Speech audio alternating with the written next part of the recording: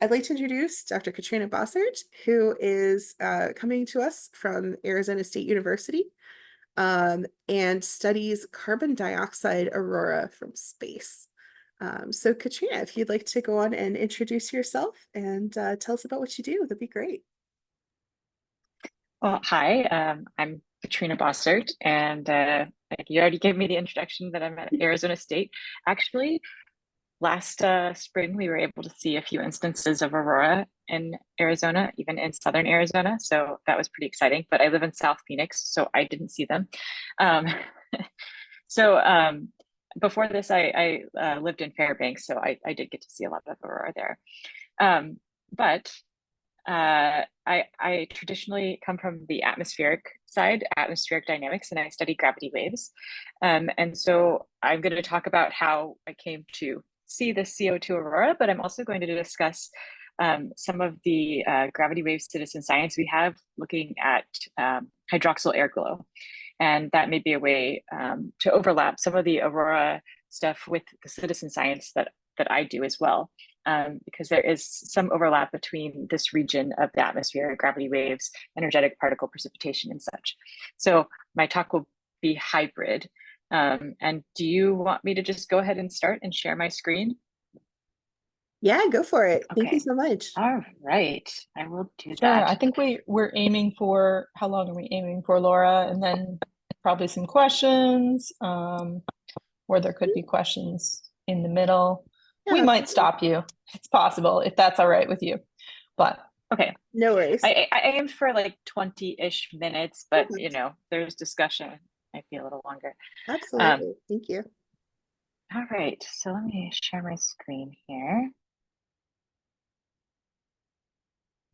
Um,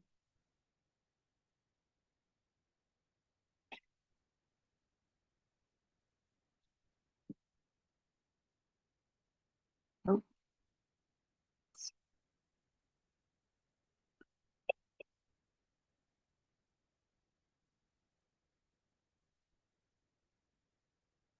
okay, so let's see.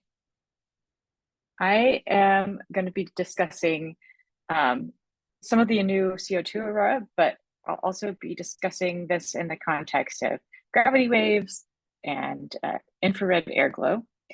So we'll start with this CO2 aurora. This is some work that I published last year on observations of 4.26 micron CO2 aurora emissions that are observed from the atmospheric infrared sounder, which is a nadir-looking instrument.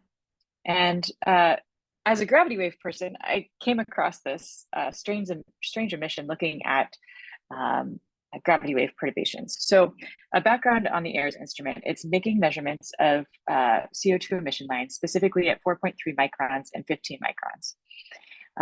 And these are some nice thumbnail plots that Lars Hoffman makes every single, or has an automation that makes these every single day. So you can quickly look and see whether there's any gravity wave activity. And I started noticing these very strange perturbations showing up in the polar region. And, my first thought was, well, this might be something related to the polar vortex. What's going on here? Kind of sat on it for a while. And then I came back to it again because I started seeing it in the data a lot. And then looking more at this, it seemed like it correlated with days that had some sort of auroral activity. So what was causing these perturbations? Well, when we looked closer, the first question was, is this something from CO2 or is this something else that is emitting near the same wavelength? So the first thing that was noticed is that this is only taking place in the 4.3 micron emission. It was not taking place in the 15 micron emission. So I have these what are known as granules. So the instrument does a scan back and forth over a 6-minute period, and we end up getting these granule size images. So these are raw radiances. This is 4.26 microns. This is 15 microns. And you can see there's this signature in the 4.26, and there's nothing that's visible in the 15. So we knew that it was coming from something near 4.3 microns. There are a few things that could be emitting in that region. One of them is NO+, which is commonly associated with the aurora, but that signature is not very strong. And it's something that wouldn't be expected to be seen when we're looking just nadir or downward. It is something that can be seen on a limb when you're looking through a lot more atmosphere. But the best way to determine that is to actually look at the spectral response. And AIRS actually has multiple channels. They're not just viewing singly at 4.26. We're viewing over a whole spectrum of wave numbers, so we can actually map out what kind of a response we're getting. And so what I did here was look at the difference in response between, or I subtracted this region where we had an increased value. It's known as we called it the non-local thermodynamic equilibrium. So we calculated the brightness temperature for both. If there was nothing going on, we'd expect the brightness temperature to be the same for 4.26 and 15. But since they're not, we end up getting this response that's local due to what we would call a non-local thermodynamic equilibrium. And by looking at regions of this increased emission, we can just target those regions and map out what that spectral response looks like. And it happens to look just like the CO2 PR branch that's emitting near 4.3 microns. So at this point, we know that it's something associated with carbon dioxide with a specific vibrational transition of carbon dioxide. So then the question is, well, is this due to aurora? Can we back up and break that down like quite a bit more? So these are both, you're looking in the infrared, right? So there was a question in the chat about what are microns. So answered that. Micrometers. Yeah, so it's a larger so number than most auroral channels. Yes. And then so I don't have any idea what the PR branch of CO2 is, or like simple words for what non-local thermal equilibrium means. It means it's hotter in some way. Yes. Possibly. Okay, so we'll start with all those questions. So number one, you're correct. This is an infrared emission. And infrared emissions, especially in the longer wavelength range, tend to be associated with vibrations of molecules. So this is an excited vibrational state of carbon dioxide. And that vibrational state tends to match and be in line with the temperature of the environment that CO2 is in, because you have all of these different collisions that are taking place. So we would expect that to increase with a hotter temperature and decrease with a cooler temperature, and to mimic that temperature. By looking at two wavelengths, we can determine what the actual temperature is.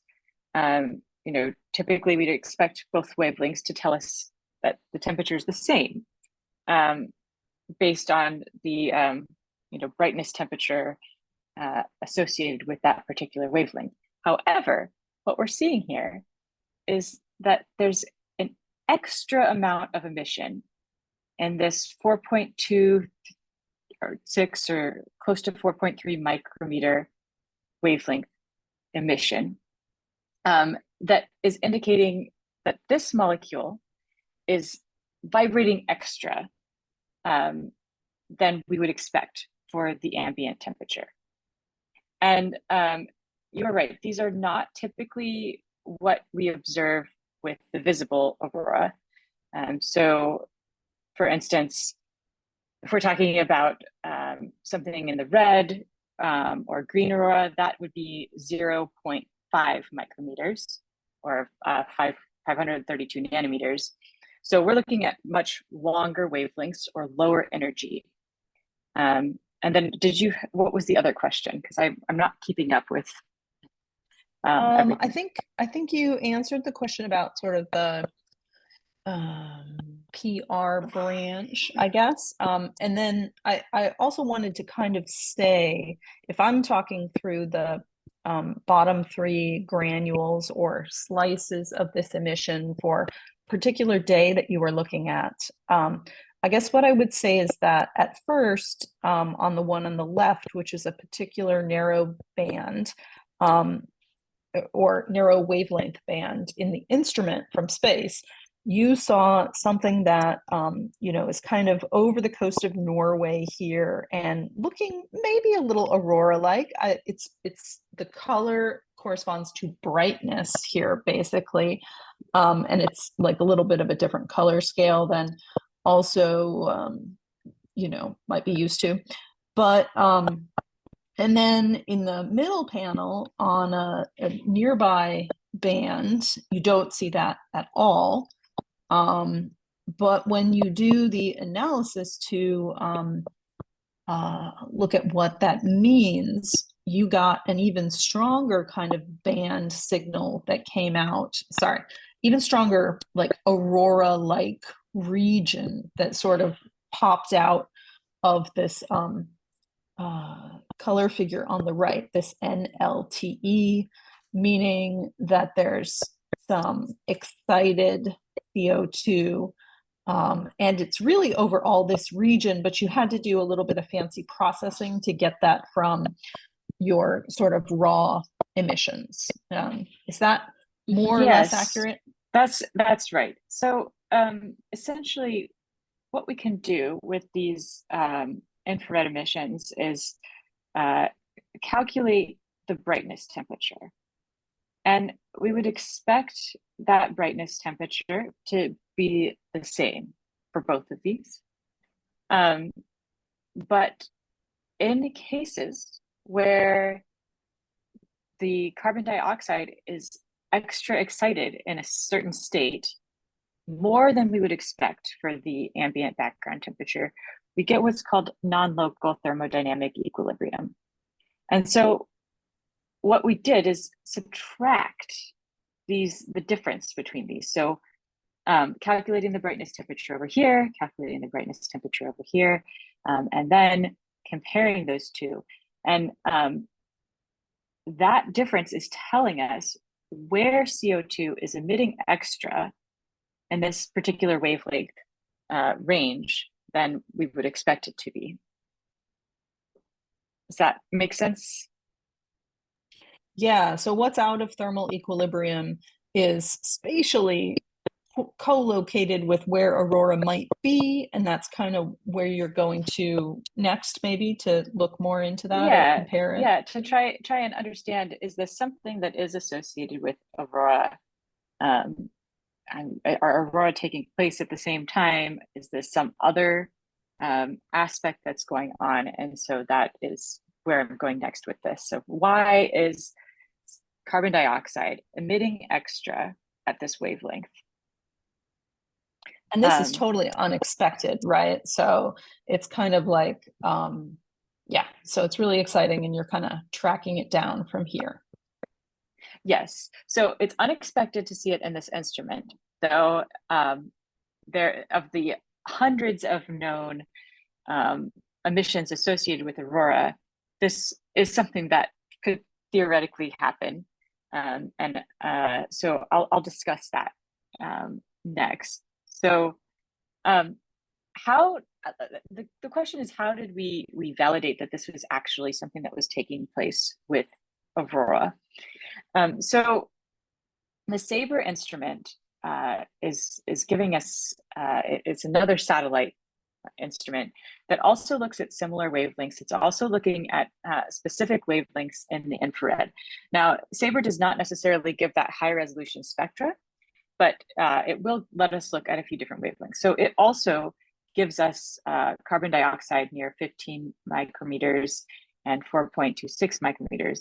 But it has us added a couple of added channels. One of them is looking at the O2 oxygen molecule 1D line, which happens to have an auroral emission, which is known. And we see that this CO2 4.3 micrometer emission seems to overlap where we see this O2 auroral emission. And I've color coded the dots here of where SABRE is passing, so you can see these in the plots. We don't see any kind of excitation with the 15 micron. this right here is due to temperature. It's not due to aurora. And but we do, right where we're overlapping this bright region in yellow, see this increase in the CO2 4.3 micron emission that tends to overlap the O2 auroral emission. And one thing that I want to point out is that this is a kind of a finicky wavelength. It tends to, the atmosphere tends to be a little bit opaque to that, which means that you can't see very far in. So if this emission is occurring, it's really difficult to scan over the atmosphere and say, okay, I'm getting this coming from a lower altitude. So we don't necessarily know how low this emission goes, but we do know that carbon dioxide tends to fall off fairly rapidly and tends to be more prevalent lower in the atmosphere. So it's likely that this emission is associated with stronger aurora or deeper particle precipitation, but that's something that I would like to study more. Yeah. So I'm gonna try and rephrase this again, but I think I understand it. So the plots on the left show, the color plots show this initial out of thermal equilibrium brightness that you see. And then you happen to have another satellite that doesn't take a whole visual swath like this, but just basically looks straight down. And so you kind of get a sense with respect to altitude of these different emission lines as it cuts sort of north-south on the dots here. So it's going from like pink to red to gray to blue. Is that the direction it's going?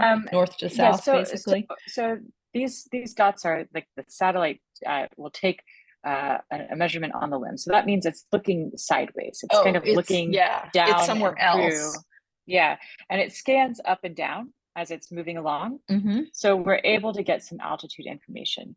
And so this is a time where these two satellites were very close. They were almost directly overlapping in time, maybe off by a minute or two.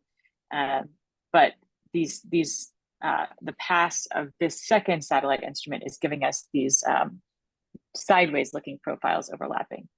That helps us confirm that one, the emission is seen in more than one instrument, and two, it also tends to correlate with another known auroral emission line. Yeah, so the red is really where you get your closest kind of conjunction point. So that's really a great example. And then there's a question in the chat from Chandresh. Is this phenomena the same as an air glow type of emission? So that's a really good question. If from the standpoint of air glow, technically these emissions are from CO2 are always there. So this is, always taking place, but in the same way as air glow, we have these different air glow emissions that tend to get increased during times of aurora. So I would say it is similar to air glow in that respect. Any other questions before I move to the next slide? All right, I will jump to the next slide. So the question is, what's causing this? So this was actually a mechanism that has been proposed, at least the final step, back in the, I think there was a paper in the 1970s. It's been brought up a few times. So CO2 can get excited by vibrationally excited nitrogen. Now, there are a couple of different ways that nitrogen can get vibrationally excited, especially during the times of aurora. But this is the most likely mechanism, or the mechanism that's likely the biggest contributor. So this is something that is known, but we haven't been able to observe CO2 aurora globally like this before. This just here, I mean, I don't necessarily need to go into it unless there are some specific questions on it, but essentially we've got energetic particle precipitation that's causing excited states in both nitrogen and both oxygen, and these cause a vibrationally excited state of nitrogen that then collides with CO2, causes that CO2 to get vibrationally excited.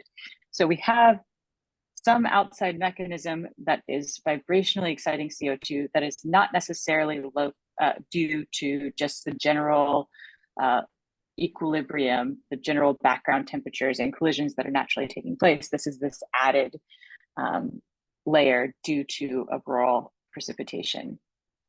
Yeah, I like that. Yeah, you have the equations here, which are kind of like, there's a lot of chemistry going on in the atmosphere at many different heights as, you know, auroral energy is coming in, and then different things combine. Those electrons bounce off the nitrogen, and then they can excite the oxygen, and then some more nitrogen. And then eventually this indirect thing can kind of lead to a mechanism where carbon dioxide can emit in a special wavelength that then kind of tracks down from or correlates with the auroral input at the beginning, or the energetic particle, which is from aurora at the beginning. So I was going to say, I like that you have the words on the left and the equations on the right.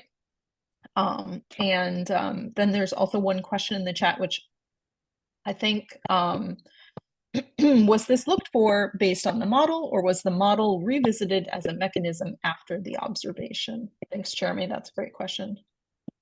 So I did not do any specific modeling with this, and this is going off of work and theory that has previously existed.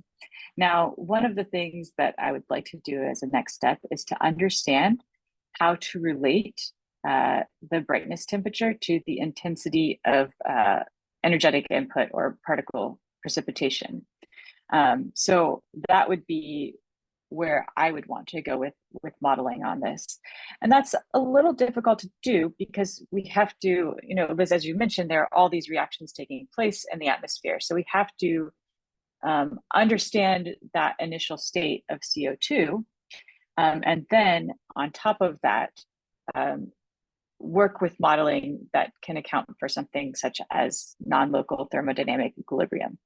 And currently, there aren't models that do this from the auroral standpoint. They do have models that look at CO2 non-local thermodynamic equilibrium due to things like sunlight input, but that's just, we don't have something for aurora yet.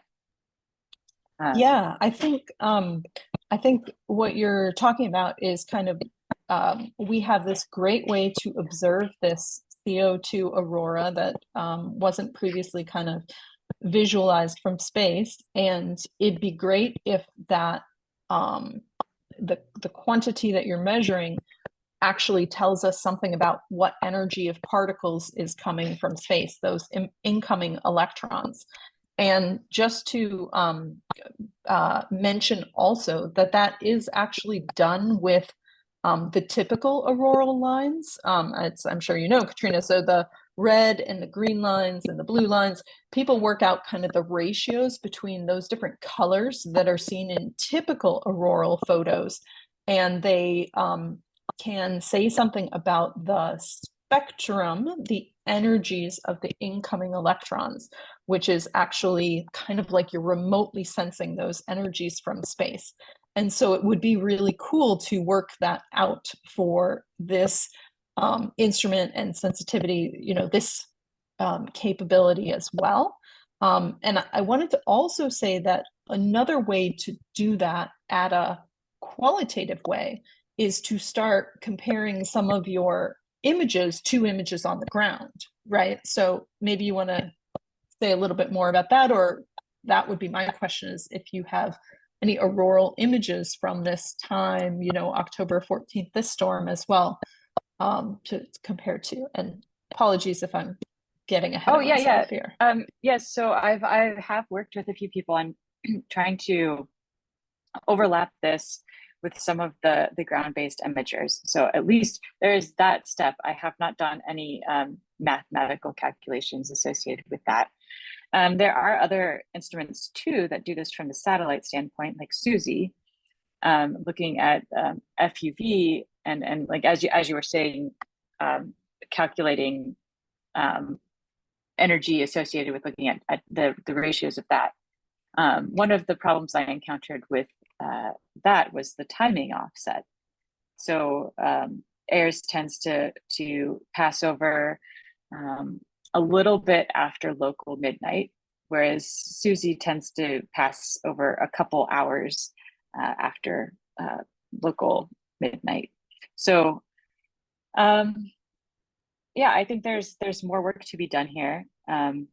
Yeah, this is leading to some great conversation in the chat here about how these actually look visually, about, you know, and with cameras from the ground as well. So whether there might be any correlation. And I guess I would think that it's a kind of a lower altitude emission. So my guess, which is just totally a guess, would be that there could be some correlation, especially with the types of aurora that are known to be coming from even more energetic particles, like pulsating aurora, or storm times where there's quite a bit more energy coming in.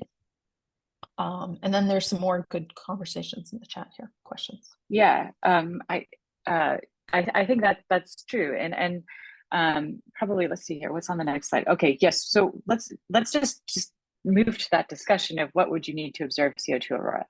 So I think that the standpoint we're at right now is that it would probably be difficult to observe CO2 aurora specifically from the ground. And I mean, it's possible it could be done, but part of the issue is just that that emission at 4.3 microns tends to get absorbed relatively quickly by the atmosphere. So then it's a question of, well, if you are seeing it on the ground, it must be pretty strong. But it's also looking at that difference that's going to make it really pop. Now, you saw some of the raw radiances that I showed earlier, where you could definitely see there was some kind of perturbation there. But then if this is taking place all over the auroral region, you know, would it be difficult to distinguish that this is occurring if it were observed from the ground? But I'm going to bring up an important point here, and that is that so AIRS has been running since 2002. Unfortunately, it's coming to the end of its life cycle, but there's over 20 years of observations, and I think that the next step in this is to combine ground-based observations with some of these CO2 auroral observations on the satellite side, and go from there and see, you know, what kind of aurora are taking place on the ground at the exact overlap of these satellite measurements. So that would probably be the next step. I don't know if because the next slide I'm going to get into is going to be the citizen science for hydroxyl air glow. So if we want to continue discussion on this or move to that and revisit this, I don't know what we want to do. Yeah, no, I think let's have a little bit more discussion on this, because I think, well, Chandresh just said, you know, astrophotography modded cameras have the IR filter removed, so possibly they can pick up more of the infrared emissions or brightness. I mean, I think that would be, I know some people that have done that. I don't know, I'm not too familiar with any papers that actually include that yet, but that could be really interesting. It might not be this particular emission, but there's all kinds of chemistry going on, and it's one of those cool things that you wouldn't know unless that you look more. And that's also not to say like go modify your camera or break your camera to do this. So, but yeah. Anybody else want to jump in? Sorry. So one other thing that I'll say is I bring up the hydroxyl air glow imager. I mean, infrared aurora are very common. There are a whole number of things that are emitting in infrared, and so I think it's difficult unless you have a very narrow band filter to specifically just target CO2. But as I'll bring up, and I may show some examples of this too. You know, just looking at near IR, no visible light, the aurora are very, very prevalent in our hydroxyl imager. So, yeah. Does anybody else want to jump in? Maybe we missed a question. Oh, hey, this is Jeremy. If there's a second to answer this question, does this observation disprove or provide evidence against any other hypothesis or generally accepted mechanisms? I.e., is this it's a new observation, I guess, but does it actually disprove something that was already accepted as a different mechanism, perhaps? Thanks. I don't think that this necessarily disproves anything at this point. But it proves that it's aurora, right? That we didn't really know before. Yeah. I mean, and I think this also opens up more studies, more potential studies. I mean, I like that we're able to use an instrument that is observing CO2 to look at this, because we also see all of these other things occurring in the CO2 emissions, specifically gravity waves. And we also tend to see an increased non-local thermodynamic equilibrium associated with the polar vortex. And so that's kind of bringing up or opening up some other areas of, you know, can we start to look at the interaction of atmospheric dynamics with particle precipitation? Yeah, and also like things like climate change and connecting them to, you know, we get that question a lot of like, is the aurora changing due to climate change or something? And so I'm sure it would be going out on quite a limb, or maybe not, but to think about which emissions might be likelier to exhibit some of that effect before others. Oh yeah, I've definitely been curious about if we were to track the intensity of this CO2 aurora, if it would change over the 2-decade plus period. I know that Marty Michalczak has written a paper specifically looking at CO2 and the intensity from the SABRE instrument. So trying to tie that in with CO2 aurora, or looking at how that changes over time, could be another interesting thing to look at from a climatology standpoint. Very cool. I have a noob question. Go for it. And you probably said this already, but I just didn't absorb it. Relative to like the other colors of aurora, the red, the green, the nitrogen, pink on the bottom, where spatially is this in that sort of layer cake?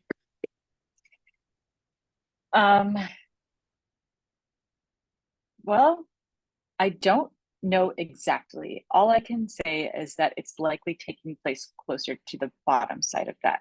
Okay. I can also say that I looked at cases of Steve, which I think, correct me if I'm wrong, because I'm not a Steve expert. It takes place closer to 140 kilometers, right? Or a little higher than the usual 140, 200. Do not see this overlapping, but I didn't look at every single case out there. So this is definitely something that is, you know, really taking place biased towards lower altitudes. I don't know how low it goes, and I think that's something that I need to study a little bit more and think on that. So that might be something also for modeling from a modeling standpoint as well. But I don't have a specific answer to that. Thank you. I appreciate it.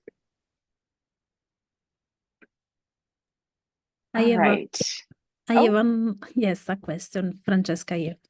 Katrina, you said that you need to measure each of the chemical steps as they happen. That is, in other words, you need to measure each of the emissions that happen. I was wondering what the duration of these emissions are.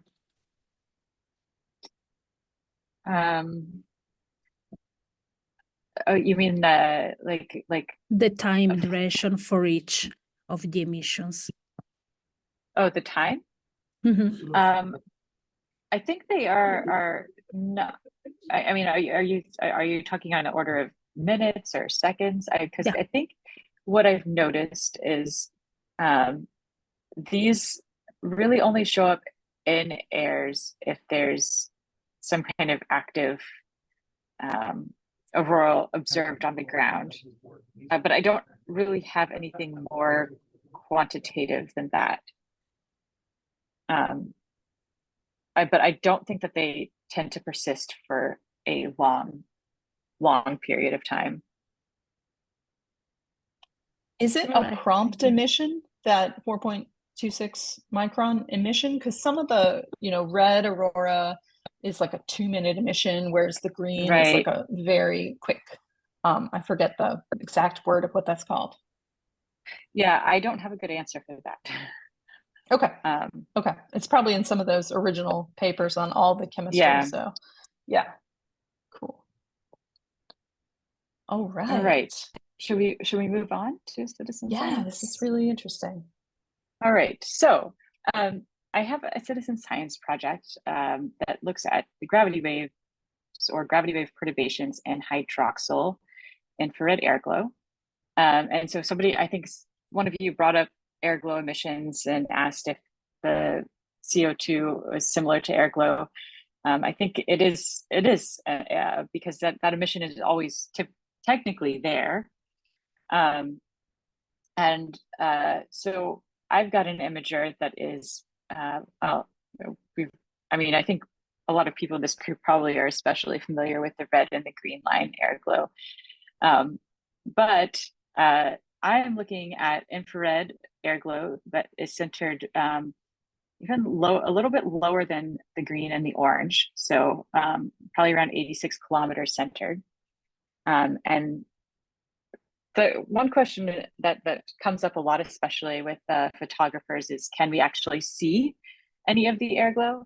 And the answer to that is yes, under special circumstances. It's very, very faint, but it is there. And I have had a few people that are astrophotographers come to me and say, I saw these weird perturbations over the Grand Canyon, and I think I'm actually seeing air glow, and I think they are.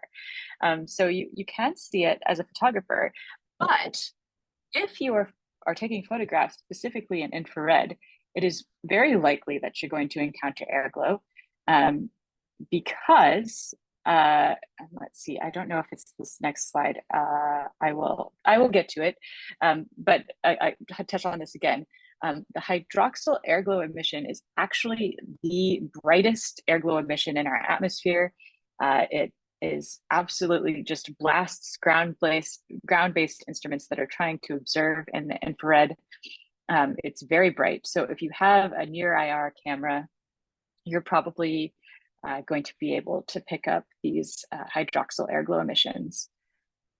So a little bit about what I study, specifically atmospheric gravity waves. You've probably seen these in clouds in general, these waves that they can either be ducted waves if they're really small like this.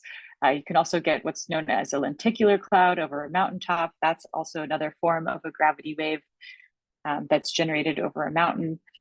So you've probably encountered these in some way, but they can be formed in the lower atmosphere, but they can also form in various layers of the atmosphere. They propagate upwards towards the near space environment, and they have all sorts of effects, not just perturbing the densities and ion densities and winds and temperatures, but they can also break, they can cause turbulence, they can cause drag on background winds and change winds and densities and dynamics in the thermosphere as well. So we're very interested in studying these. And I'll just skip over this slide because I gave that introduction. You know, we have all sorts of sources. Mountains can generate them. Another big one is thunderstorms. So that's a huge generation mechanism. We can see these waves form during events such as disruptions to the polar vortex. So fronts and jets can generate these waves. Earthquakes can generate these waves. So lots of different generation mechanisms. And we want to, with this current citizen science project, I'm starting with just one imager located in Fairbanks, but a lot of these airglow imagers that are set up, they're just always taking data, and they're just terabytes and terabytes of data sitting there. And so I want to aim to answer a few questions.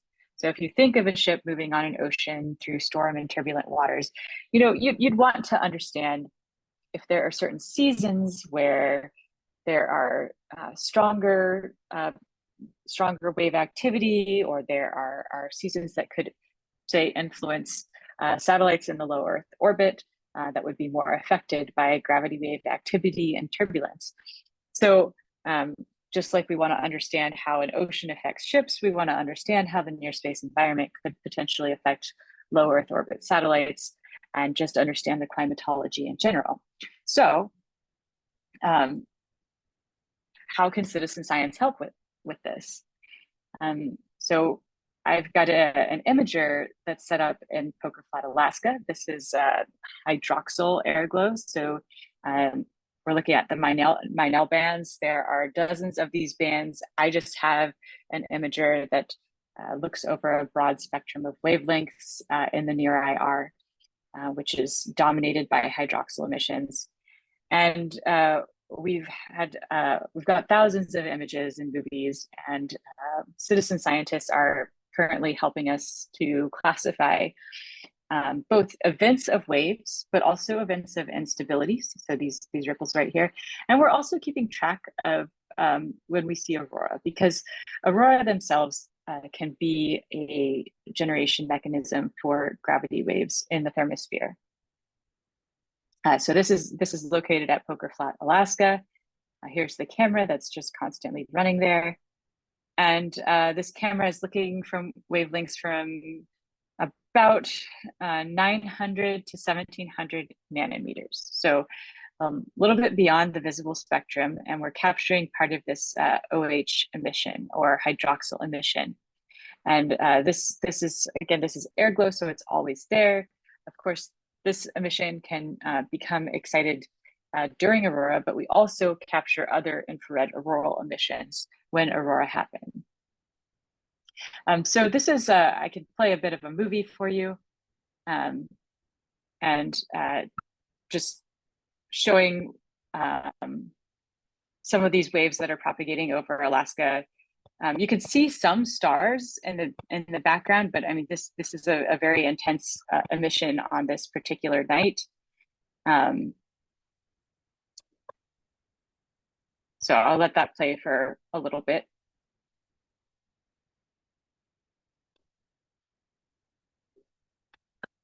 And then we can see, so what we want citizen scientists to do is to classify times where we see the presence of gravity waves. So this is a night where we see a whole lot of gravity waves. And eventually we'd like to add in if they have a propagation direction. And then soon here, we're going to see some aurora. So this is what the aurora looked like in this particular imager.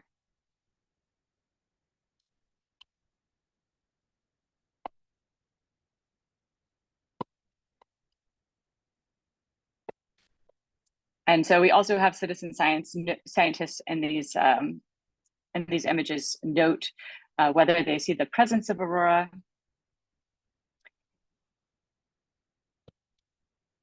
And then also, yeah, so there's a lot of intense aurora on this particular night.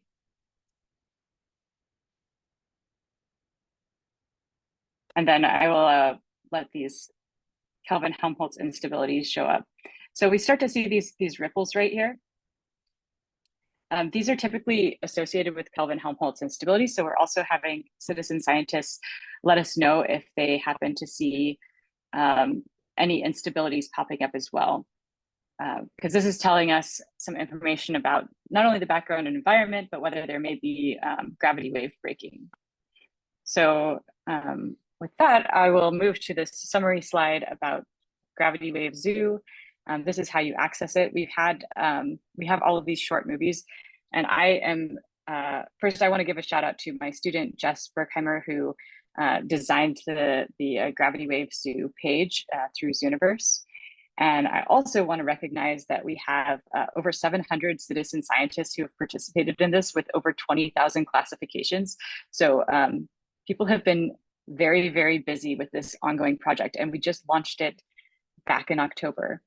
And then another thing to point out here is that this is the platform that's set up for citizen scientists to be able to jump in quite easily. But there's also potential to work on this from the standpoint of, if you have an interesting photograph that may be an infrared and showing gravity wave activity or some interesting gravity wave activity during aurora. I added in an extra slide here showing the paper from 2020 where they were able to see gravity waves in the aurora. So events like that, that's also something that can tie into this and help to start understand the interaction or the synergy between aurora and gravity waves and aurora, how aurora can generate gravity waves, but gravity waves can also transport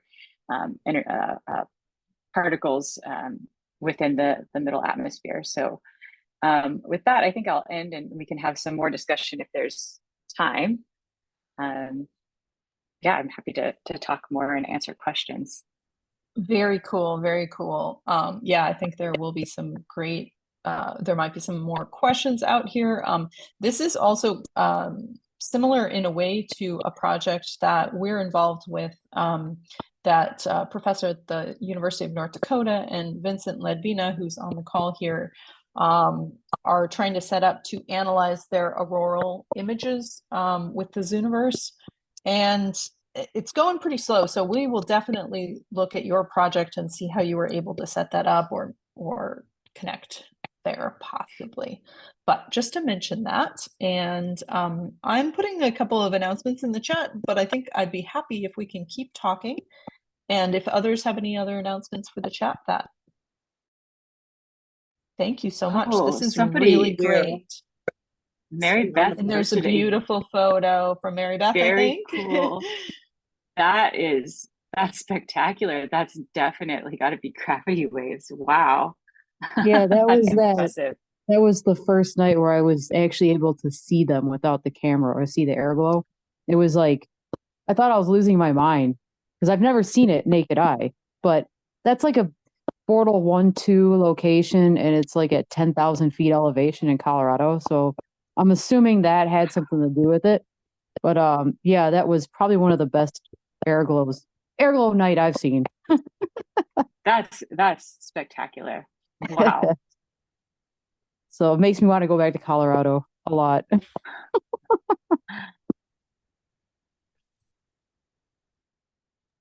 see. Yeah, there might be an interesting intersection with higher altitude or clearer sites, or you might also notice that, but where people can see these the best. Oh, we got a picture from Chandrash also. Thanks, Laura, for dropping the Reportathon sign up in the chat.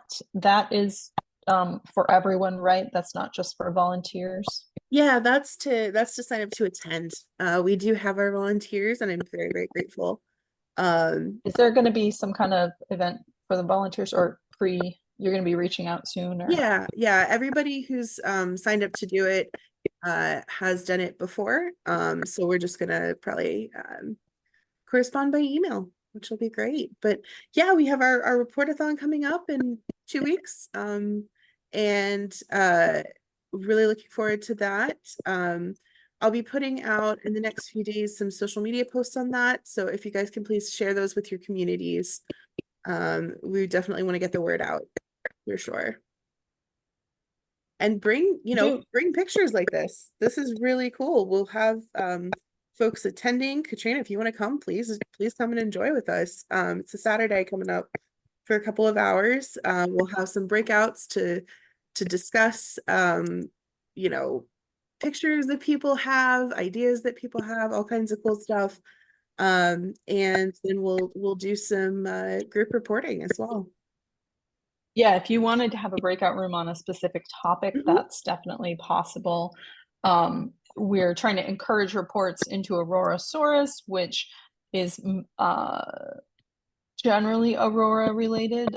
But if people come with a lot of airglow type pictures or airglow Aurora, that can be noted. And then there's also other sites that, like the Finnish site, that does include all kinds of different broader phenomena and might be a source of citizen science contributed photos, which are always good because there's permissions for sharing those and that happening, so it's a little bit easier to start with. So you've really inspired us to check photos and ask questions, and thank you.